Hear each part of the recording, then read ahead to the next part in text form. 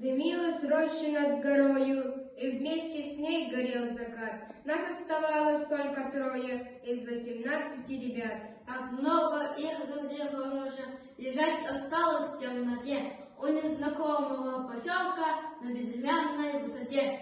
Светилась, падая ракета, как догоревшая звезда. Кто хоть однажды видел это, тот не забудет никогда. Он не забудет атаки яростные те у незнакомого поселка на безымянной высоте. Над нами мессеры кружили, и было видно, словно днем, но только крепче мы дружили под перекрестным артогнем. И как бы трудно ни бывало, ты видим был в своей мечте у незнакомого поселка на безымянной высоте.